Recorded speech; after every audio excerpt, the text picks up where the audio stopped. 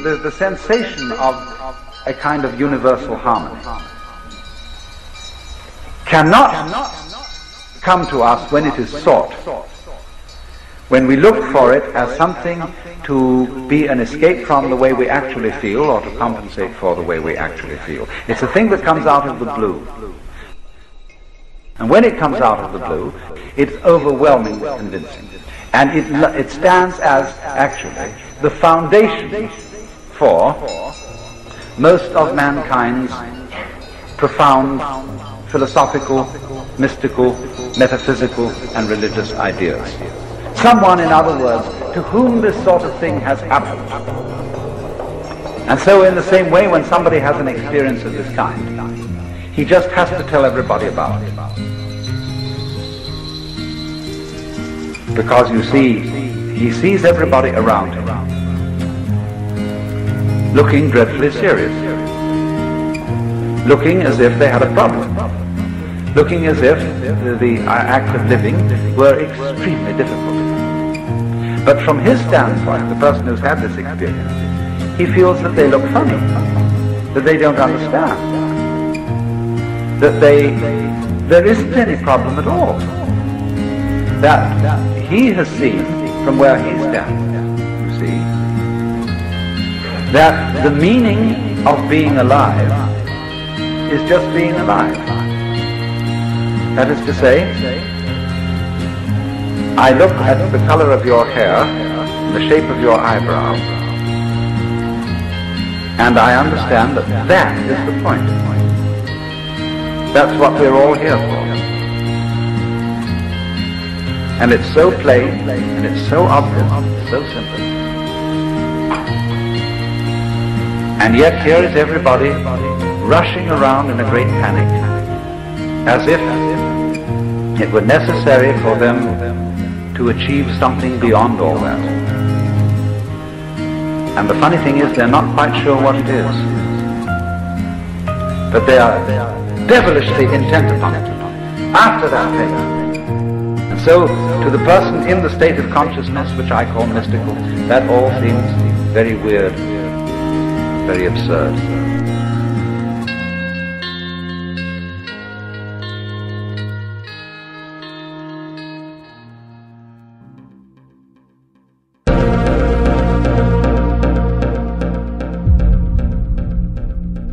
I do believe in the human endeavour, and I do think it's a worthwhile activity. By and large, most people are good, and most people want the same kind of things, and most people feel the same kind of reactions and difficulties about what's going on in the world, and I think that there's something important in that.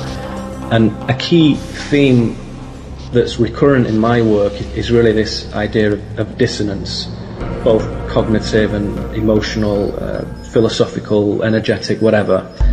And that really, I think, is something that has become, I don't know, a little bit more prescient, a little bit more pressing as well.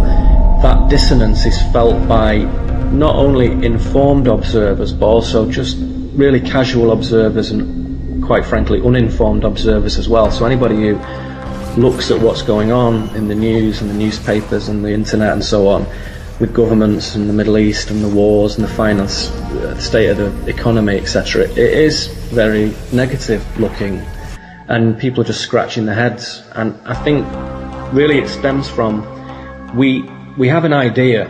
This is where dissonance comes from. We have an idea, a perceptual framework, a belief that we live in a freely elected democratic nation, and the people who administrate our democracies, the governments and the think tanks and institutions and so on, are there to fairly and properly represent the people, us, the civilian population. And unfortunately that simply isn't true. And no matter how you look at it, and how deeply and how analytically you scratch away at this thing and chip away into the substance of it, that is the case, that actually isn't true. We don't live in that kind of world, and in my view, we never have done. And so for me, to break through the polarity of seeing things as good or bad, or ideologically, optimistically unrealistic, or doomily, gloomily, let's all cull the whole population and give the earth a breather, I don't think any of those two are particularly credible or viable or very sensible thoughts, actually. And for me, the whole thing begins with a realization. We have to see something as it is, not as a belief and not as a thought or an idea, but as it is. Because of the dissonance that we perceive when we look at things through this group lens, this group reality tunnel, it is kind of natural to aim our indignation, if you like, or to diffuse our dissonance by criticising the current bunch of administrators. So right now, of course, Obama, Cameron, Merkel, Sarkozy, Netanyahu, whoever, the figureheads of these systems of governance. It's easy to do that because they're always rubbish, essentially. Slightly older people, typically the generation and a half or up, they will think, well, it's very tempting to think it was much better in the days of Thatcher and Reagan, if you're a conservative, or Blair and Bush. You know, depending on your age, Eisenhower, Kennedy, Churchill, Macmillan, Harold Wilson, all these figures from the 50s and 60s and 70s and so on, that things were better then and things were different then. I just want to do God's will. And He has allowed me to go up to the mountain. Reverend Martin Luther King crusaded for civil rights through peaceful demonstrations. An assassin's bullet felled King as he stood on the balcony of this motel. What you're seeing there really is a sort of paucity, a real lack of abundance of knowledge and of information. And the dream was much more saturated then in the 50s. And so things did seem a lot better, but in actual fact they're exactly the same as they are now, in my view, at a conscious level and at a political level. And there was still the same shenanigans and still the same insidious behaviour that there is today. It's just that there was no mass media and there was no instant communication, so it was much, much easier to cover up. The realisation is a simple one, that what we dwell within is a system of governance based on resource management. That's what it's about. And we're part of that resource, but it's also abstract resources like money, futures trading, and systems of economic statistical charting that bear very little resemblance to reality whatsoever. And also minerals and obviously oils and fossils and all the rest of it.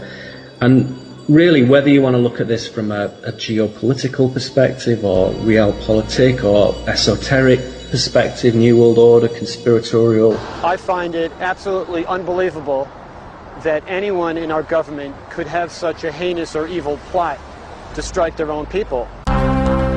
Or whether you want to zoom out a little bit and see this as consciousness and a spiritual journey.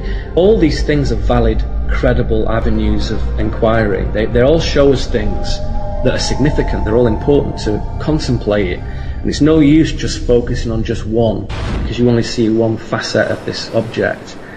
So the realization, this truth, brings us back onto the focus of us, ourselves, as individuals, not even as a group, but as you, the listener, as you, the thinker, as the experiencer. And what does this mean, this perception, this realization in your day-to-day life?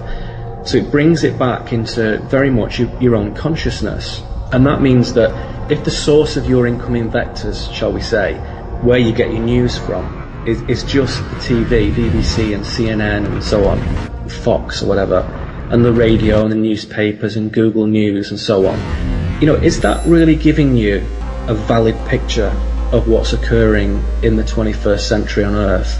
And I think we all know that it isn't really a valid picture. It's one single filter through which we see things, one single translation of what's going on in the world. So the first thing to deal with, to grasp this realization, is in this sort of impulse of understanding what's happening in your community, what's happening in science, in music, in art, technology, spirituality? What are people doing who have long since anticipated or experienced this realization and who have already gone through it? What are those people doing? The realization really boils down to a simple truth, which is the world really isn't the way we were told it was.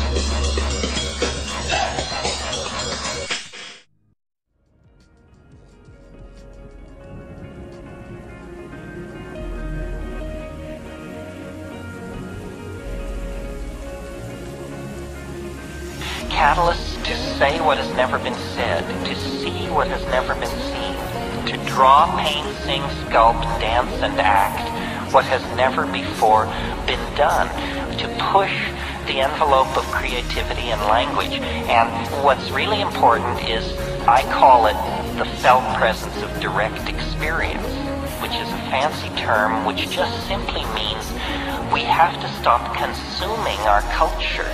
We have to create culture. Don't watch TV. Don't read magazines. Don't even listen to NPR. Create your own road show.